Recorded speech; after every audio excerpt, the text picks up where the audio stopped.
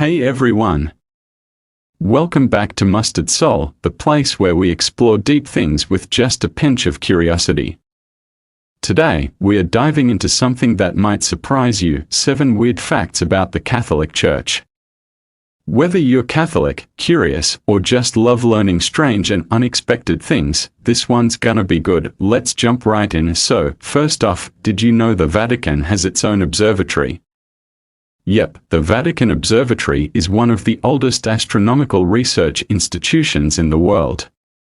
It's been around since the late 1500s. The church literally watches the stars, and not just for fun. For centuries, it's been a way to understand the universe and, by extension, God's creation.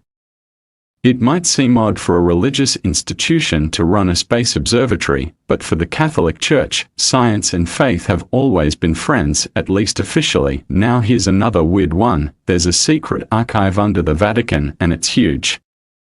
It's not just some old dusty room.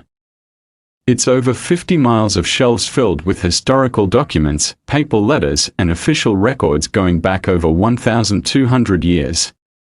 Not just anyone can walk in, either. Only qualified scholars get access, and even they have to request specific documents. Some folks believe it holds deep secrets, everything from ancient books to even possible proof of extraterrestrial life. Wild stuff. Third weird fact: the Catholic Church once had a female pope, kind of. There's this legend of Pope Joan, a woman who supposedly disguised herself as a man and rose through the ranks of the church, eventually becoming pope. According to the story, her true identity was discovered when she gave birth during a procession.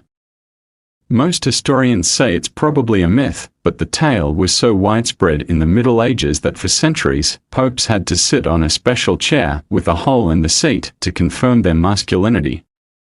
Yep, a medieval gender check. Here's another strange twist: the Pope used to have an army. Like, a real one. The Catholic Church once had serious political power, and with that came soldiers. Today, the only visible remnant is the Swiss Guard, those guys in colorful uniforms you see guarding the Vatican. They are not just for show, they are trained soldiers, and they swear loyalty to the Pope himself. Think of it as the smallest army with one of the biggest jobs in the world. Now, get this: the Catholic Church once put a dead man on trial. No joke. This was in 897 AD, and it's known as the Cadaver Synod. Pope Stephen VI had the body of a former pope, Formosus, dug up and placed on a throne. Then he put the corpse on trial. It was declared guilty, stripped of its papal garments, and thrown into the Tiber River. Talk about holding a grudge from beyond the grave. Okay, so how about this? There's an official Catholic exorcist manual. That's right. The Church has a formal, detailed process for casting out demons, called the rite of exorcism. While most dioceses don't perform exorcisms every day, the Church still takes the idea of possession seriously. In fact, the Vatican even trains priests in how to handle these cases. It's not as dramatic as in the movies, but it's still intense: prayers, holy water, and spiritual battle. And here's the 7th weird fact: saints can have multiple body parts in different places. The Catholic Church practices something called relic veneration, where the bones or possessions of saints are preserved and honored. But here's the odd part: some saints have had their body parts divided and sent to different churches all over the world. So a single saint could have a hand in one city, a skull in another, and maybe a tooth in yet another place. It's believed that these relics carry spiritual power, and people have made pilgrimages to see them for centuries. Now, phew. That was a journey, wasn't it? From telescopes to exorcisms, from secret archives to ancient legends, the Catholic Church has more oddities than you might expect.